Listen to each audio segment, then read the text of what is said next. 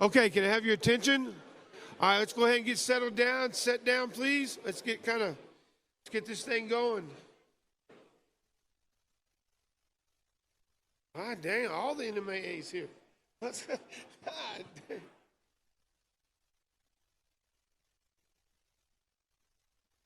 all right, let's go ahead. All right, let's quiet down, please. Let's get this show started. We're lucky again to have Sally Marquez speak to us. I think it's a fantastic opportunity. Her and her staff support the New Mexico High School Coaches Association. They support this event, and it really is a good opportunity for you to listen to Sally Marquez every year. I believe she's a great leader in the state of New Mexico, and I wouldn't say if I didn't believe it. She does a great job.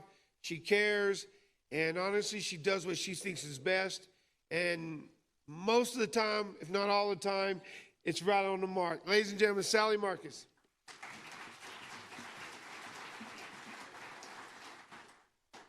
Thank you, guys. I know we're a little bit later, but I'm going to run through a lot of things here today. You guys are going to get first-time information today, so been given approval to go ahead and release some things. And for all the athletic directors, you saw my email, and we will continue at 3 o'clock and a little bit more extensive. But we do have some new things to talk about.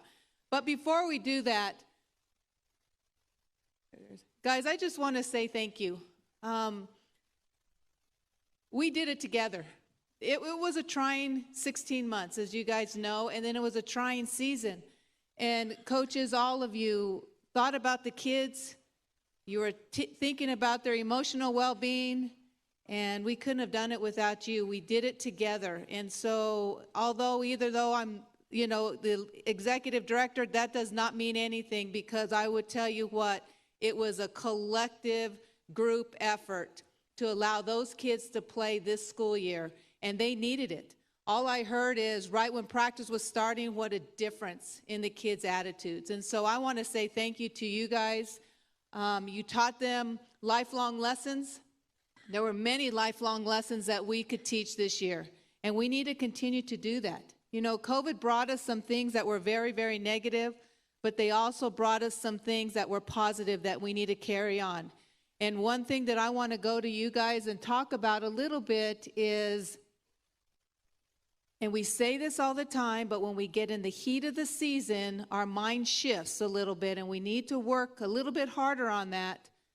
But yes, it's about winning in the blue trophy, but actually not. It's about those kids that you affect every single day.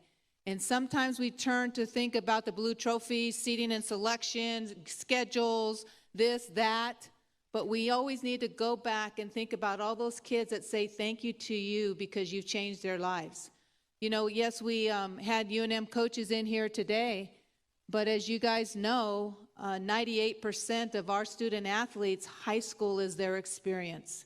And you can have the biggest effect on them emotionally, mentally, and physically right there in your hands. And I think that's what's unique to New Mexico. We're not Florida, we're not Texas, we're not California, you know, all this name, image, and likeness and all this stuff that are going on around us. But what we are, it's unique to New Mexico that we can focus in on our kids, and the kids that you have, that is their long-lasting experience and the memories that they're going to have being able to play sports. So just when it gets in the heat of the battle, remember that a little bit, take a deep breath back and think about those things. But again, I just want to say thank you, because without you, we wouldn't have done it this year. So appreciate it.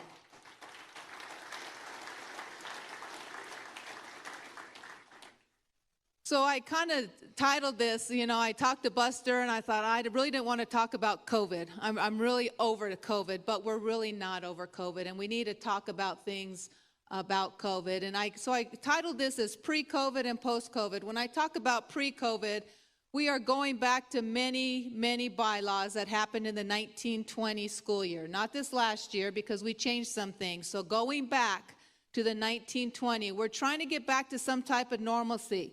And first thing, and I know especially I'm getting some emails a little bit here and there because it's coming up on football season starts next week, and we're looking at scholastic eligibility. And a lot of you are going, oh my, because some of your kids didn't take care of business this summer, or they didn't take care of business in the second semester. And so, yeah, and I know this is a little bit controversial, but we went to the commission and the board in February. And as most of you know, since March 2020, so over a year and a half ago, year and 3 months, we basically did over a year a clean slate. Kids were eligible. It didn't matter about grades. Pass fails came into play for the beginning of the semester. Then in January, we did go back to the original Scholastic Eligibility, but we had an appeal process. And any name that was sent in to me that the coaches or athletic directors felt that the kids needed to be eligible because it was in their best interest, we approved. So basically that appeals process was another clean slate for a lot of kids. And so in February and March, your commission and your board of directors, we had a long discussion about this. We talked to the athletic directors as well. And the commission and board decided that it was time, because we were going back to in-person learning, that we needed to get kids back on the right track scholastically. And we couldn't keep giving them a free pass because they're going to expect that every single time. And we also had summer school to get kids eligible. So beginning this fall, Scholastic Eligibility goes back to the same. So your kids starting in the fall, the 2.0 or no Fs, if they do have one F, you can use the cumulative provision. And they can make up as many classes as they wanted over summer school. So it is going back to normal beginning this fall. Semesters of attendance, I've only have 3 that are asking and requesting, but just so your athletes do know that they're not getting a free year of eligibility based on last year. We are still starting with the 9th grade. You have 8 semesters. If you started with the 8th grade, you have 10 semesters to play sports. Just because some of them opted out last year, they're not getting a free. We're not college where they're going to get a redshirt year. So this goes back with semester eligibility and semester of attendance. Any questions with those 2 items? Hey, going back to some type of normalcy here. This is a good thing. Physicals. Last year, we gave a free pass for physicals. We used the 1920 physical for the 2021 school year. And so the kids this year need a physical, and it needs to be dated after April 1st. Now, the questions I'm getting is, I don't know, some schools had them do physicals before spring sports or before sports last year. So they're saying, hey, their insurance company, we just had a physical in February, and now I have to get another one for football. We do have to get back on the right track. So we have a partner, Western Sky. We have a partner that will do physicals for a cheaper rate. There are a lot of people out there. You don't necessarily have to go to your primary care physician. There are a lot of people that will do physicals for a really small rate. And if you need some ideas or you need some in your area, please give us a call and we'll see if we can hook you up for those kids that are not able to do another physical because they just did one a few months ago. But as far as the rule that we had from our office is for last year, you could have used the 1920 physical. So a lot of those kids have not had a physical for 2 years. So it's time that we get back to that normalcy. Out-of-season coaching, open enrollment, we're not going to touch too much on this. Just make sure you're aware that your out-of-season coaching and with open enrollment, you guys, a lot of you do know the following coach bylaws, out-of-season coaching bylaws. We will be taking back to the commission, and we'll see what happens. Like I said, any rule, everybody thinks they're my rules. They're not. They're your rules, and they get voted on. So 2 rules with out-of-season coaching that we're looking to take back is, I think what was favorable this year with out-of-season coaching was able to use Saturdays. I think that was pretty favorable for a lot of coaches that we were open that up. So we'll look at that and explore that as well. And then going back to allowing middle schools to have out-of-season coaching probably was pretty favorable this year when we allowed that. So those are those good things that we're taking away, and we're going to look to see if we need to continue to implement them.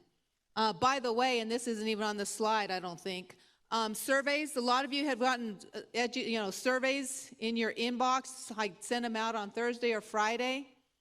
And those are, don't read too much into them. Again, we need to see what of positive of COVID are we going to take for the next school years, because a lot of good things happened.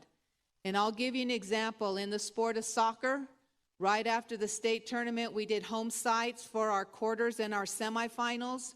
And then we came to one neutral site for the finals. And you guys knew we did that because of the overnight travel ban.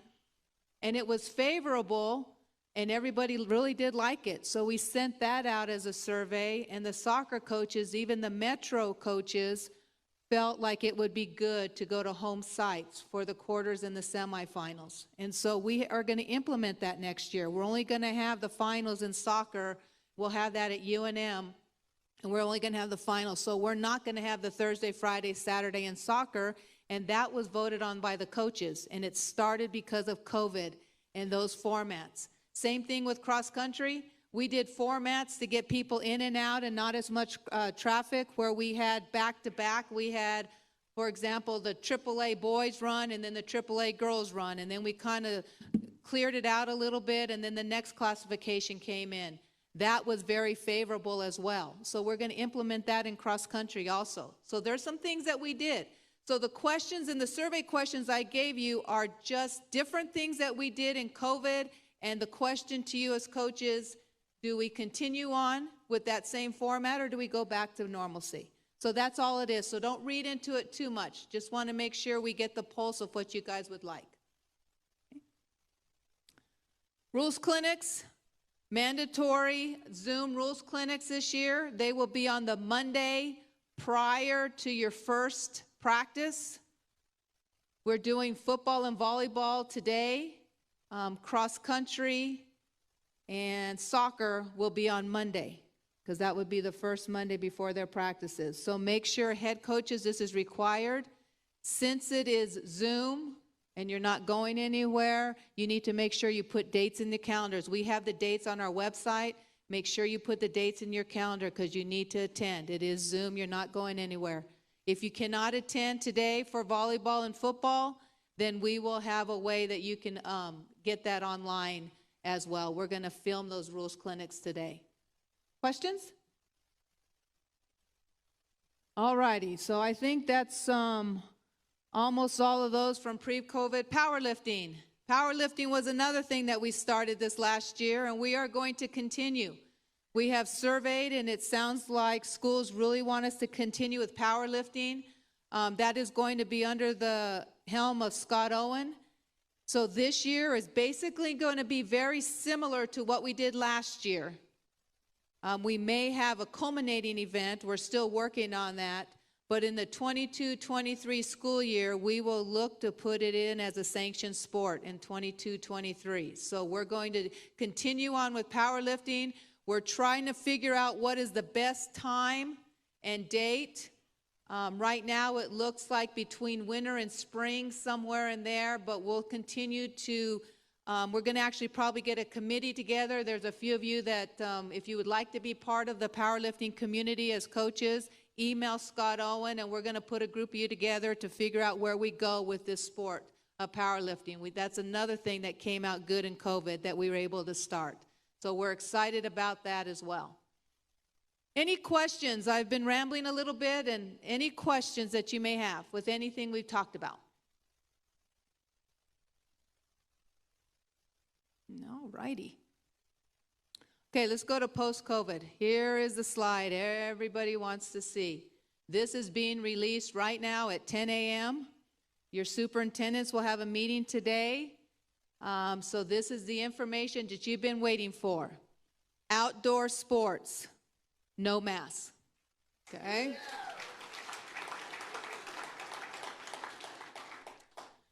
Indoor sports, unvaccinated athletes will be mask wearing. Unvaccinated coaches will be mask wearing. Unvaccinated officials will be mask wearing. This is indoor sports. Now, this is right now, and I would surmise that this will go into basketball season as well. So basketball coaches, what I'm going to show you the next slides a little bit when it comes to this. Indoor sports, wrestling coaches, vaccinations are going to be the key when it comes to the governor's office. As you know, the push they are for those kids, it's going to be the key for that. Now, football coaches, soccer coaches, cross-country coaches, if the kids are unvaccinated and they are in the weight room, in the locker room, in the building, they must have a mask on. Okay, so outside they're good. Inside, you are going to be separating unvaccinated and vaccinated.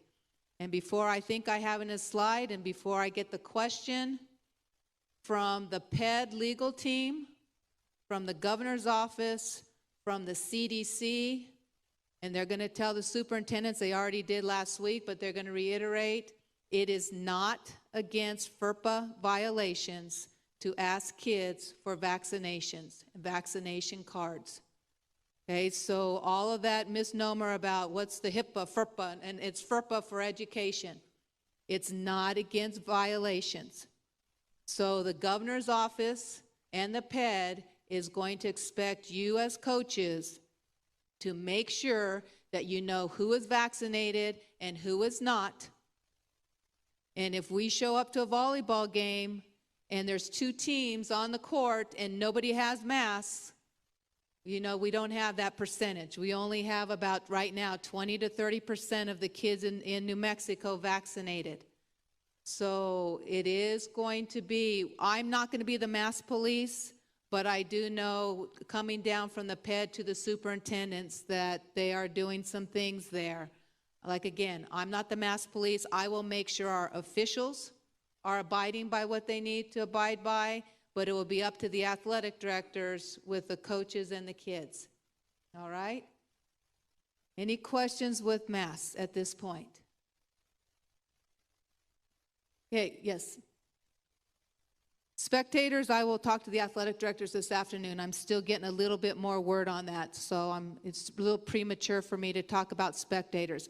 I believe indoor spectators is going to be the same thing, okay? But outdoor, I think, is going to be okay. Any other? Yes, Leanne.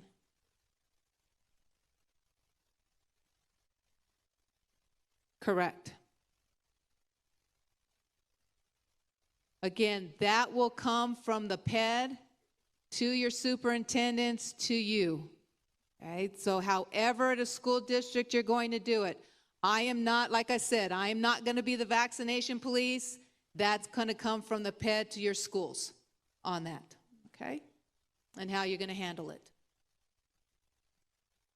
Any other questions? Okay, if masks are not going to get kids vaccinated, I would tell you the next slide is quarantine. Vaccinated student athletes, if they are exposed, do not have to quarantine. Unvaccinated student athletes will have to quarantine. So coaches, you will be going through the exact same thing we went through this year, that if they are exposed in the classroom, in the halls, some way, and they are in contact tracing, your athletes will be quarantined if they are unvaccinated. If they are vaccinated, they play on. They don't have to worry about it at all. Okay, so that is key for a lot of you. If it's not the mask wearing, it's the quarantine. There are ways now that you do not have to forfeit games. You do not have to get no contests. We can play on this season, and that's the goal. The goal is to play on and get back to some type of normalcy. Now, the contact tracing, this will come to your athletic directors, and I see a lot of athletic directors in here today. The contact tracing for kids is 3 feet for 15 minutes in a 24-hour period.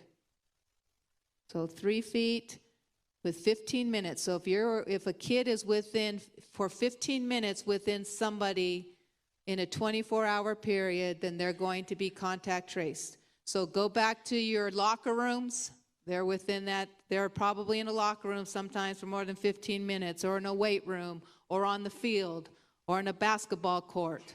So that's going to affect your programs there, but that's the rule. For adults as coaches, if you are not vaccinated, it's 6 feet. Or if you are within 6 feet of somebody that's been exposed to COVID for 15 minutes in a 24-hour period, you will be quarantined as well.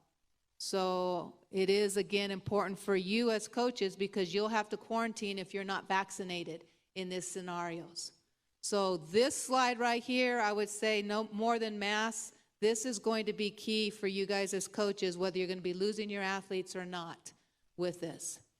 I know this summer, and I'm not saying anything negative about it. It is what it is. I know this summer that some of you turned a blind eye to exposure to COVID and didn't have some of your kids quarantine. That's on you. I'm not saying anything about it.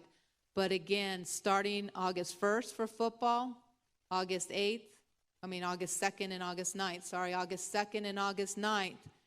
That's when the schools now will get back involved through the PED with contact tracing. So we're going back to where we were last year when it comes to this. All right? Yes? It's vaccinated, unvaccinated. They're not having that little process. The only thing that they're doing for those that have COVID, within 90 days, they don't have to be part of surveillance testing. But as far as mask wearing and everything else, it is vaccinated, unvaccinated. Any other questions? So his question was about those kids who've had COVID. That was his question. Any others? Yes. That'll come from your schools. There's a percentage that they have to test every month, surveillance testing. The unvaccinated, not the vaccinated. So basically, as you hear me answer these questions, there's a big separation between unvaccinated and vaccinated. They just asked about surveillance testing, mask wearing, quarantine. There's a huge difference between the two coming down from the PED and the governor's office. But we're playing. That's all I can say. We're playing a full schedule, starting on time. So we got to start thinking that way too. So that's what we have to think of through all of this. Social distancing in effect. Again, unvaccinated. Think about social distancing. I know it's tough and everything else like that. Vaccinated, you don't have to worry about social distancing. Continue those practices with sanitation and not sharing equipment. You want to continue on this year with that. Those are those good practices. I think, like I said, a lot of good things happened that we can carry on for the coming year. Locker rooms are okay. You need to make sure, and I think all the schools, there is some money out there. You need to make sure that the air quality in your locker rooms is good. Sanitation, again, mask wearing for unvaccinated in the locker rooms. And drinking fountains are back okay. So football, you are good on the sidelines with whatever hydration models that you're going to use. We're back with being able to do that.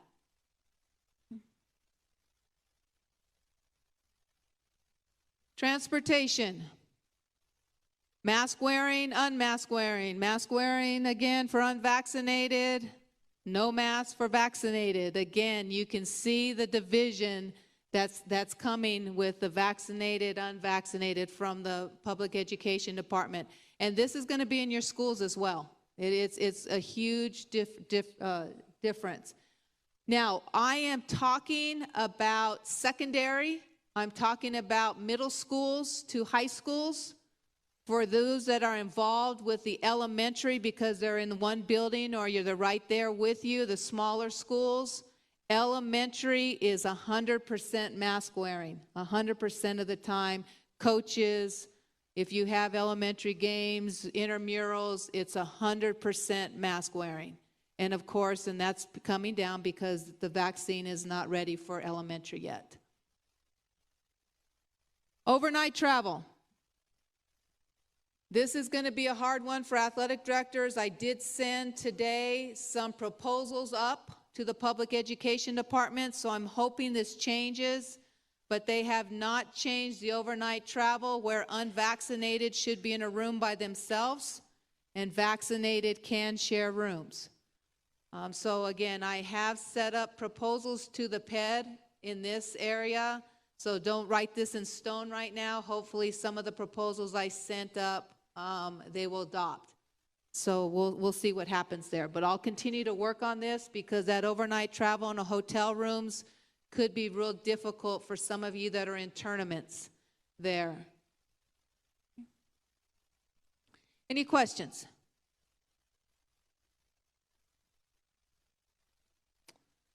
Again, we talked about this. This is the COVID.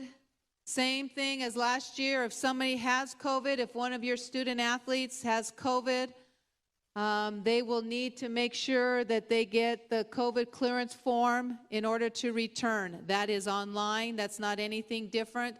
This comes from our Sports Medicine Advisory Committee, and the form will still be online. So you will have those kids, guys. They are out there that have COVID. So you will get them. So make sure that you get that pre-clearance form before they come back.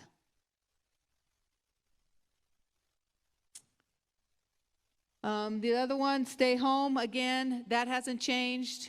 If anybody has been exposed, we had a situation this summer where we had a student athlete that was exposed, took a COVID test in the morning, knowing that he had been exposed, went to football practice, and then found out that the test came back positive that he had COVID. In the meantime, affected, and really, yes, this was probably one of the first ones that we had. It was a domino effect. I think we had 6 or 7 more football players that did come down with COVID. So I will be talking to the commission and board about this, and you guys as coaches, you really need to hone in with these kids, to be honest with you with that. It will come out, and I don't have it on the slide. I'm just remembering all the stuff that they told me, is that you don't have to ask the questions to the kids anymore, but you still, with adults, you still need to do the medical clearance. However, I would think it'd be pretty smart to ask the kids. Still ask the kids whether they've been exposed, because you don't want anything to happen like happened this summer with a football team, where everything, it just snowballed within the football team. So make sure that you're asking. Again, that's going to be, I'll talk to the athletic directors about that, coaches. That's not anything that, again, whatever your school decides needs to happen. I put in there that you can have record of the vaccination, coaches. So we will, again, talk to your ADs. A lot of this will be whatever your superintendent and administration at your schools, how they want to handle it. Again, this is not coming from us. This is coming from your schools and the public education department. So work within your school district out there. We're going to figure this one out. And last but not least here, COVID is still here. Even though we're getting back to a lot of normalcy, it is still here. And once school starts, the last thing we want, guys, I know this is a pain and we just wish it was behind us and we didn't have to do all this, but the last thing we want is the governor's office to come down and tell us to shut us down, because we have so many cases within high school athletics, and it could happen. Believe me, I had gotten some of these guidelines a couple weeks ago, and they were ready to release this toolkit. And then the American Association of Pediatrics came out with everybody should be mask wearing in schools. And that was what put a halt on the toolkit, because even their guidance for the Academy of Pediatrics said 100% mask wearing, vaccinated or not vaccinated. So then the governor's office went back to the drawing board to see what we needed to change. So actually what they gave us with outdoor sports is pretty favorable. And so we need to do what's right and make sure that we follow what they're asking, so that we can get back to normalcy. And this year, that's what we want. So guys, I just can't tell you enough that we need to, even though we don't like it, we may not believe in it, it's as crazy, da-da-da-da-da, and our beliefs about the vaccine and not vaccine, and I know there's rural communities and all different types of communities, but we're all in this together as a state, and if a school doesn't abide by it, it may come out to somebody that is abiding by it. It just may snowball around the state, and we don't want that to happen. That's the last thing I want to do is tell you guys that we're shut down. We had that too much of that last year. Let's not. Let's start new, and let's do this right. All righty? And again, I want to just say thank you. We're in this together. I've said that over and over, and it was a trying year, not only at our office. That's not even the point. It was a trying year for you guys, and when you see those kids, those 15, 16, 17, 18-year-old kids, and you look them in the eye, and they don't even want to look up because they're so depressed and sad, and it was tough. It was tough, but we would not have done it, coaches, without you. You guys are the heroes. And I'm not saying that lightly. You guys are the heroes. You got them through this season. We did 13 sports in 4 months. And you guys worked together. They were on top of each other. Some of you coached 3 sports. There was 1 week there that we had every single season going on at once. And all I kept thinking about is the coach, the small school coach that coaches fall, winter, and spring. I kept thinking, oh my gosh. So like I said, you did it for kids, and that's what it's all about. And so really from the bottom of my heart, I want to say thank you, and we did this together. There's no doubt that New Mexico stepped forward with what we were faced. New Mexico stepped forward, and we can make anything happen for kids if we continue to communicate, we continue to respect each other, we continue to love our kids, and we just be you. That's all it is, be you. And we can make this happen this year. So good luck. If there's any questions before I finish, any questions before I end here?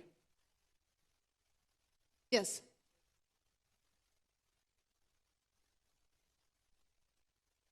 If they're outside and unvaccinated, yes. If they're in the contact tracing and they're outside, yes. So fall sports outdoors, if they're unvaccinated, there could be quarantines. Yes. Well, appreciate that. Appreciate that. Thank you. You know, I woke up every day and I just want to, there was emails from you guys as coaches. There's emails that really encouraged me, and you don't know how much that meant that you guys were behind. I don't know. I joke with the ADs because probably mid-December to about MLK week, I think a lot of the ADs were about to kill me. And we joke about that because they were like, Sally, just give up. Just give up. The kids can't take this anymore. Just give up. And I don't know. It's just between the coaches saying we can't give up. Let's keep going forward. And we did it. We did it. So all smiles. Thank you. And you know what? We're going to do it again in 21, 22. Like I said, COVID is still here. But if we work together, we're going to do it again, and it's going to be a great year. So thank you for everything, guys. And again, as you know me, you can call, email me. I answer 24/7. My cell phone is online. I don't have a secretary, so you can make sure, give me a call if you have any ideas or thoughts, and I'll respond. So thank you very much for everything.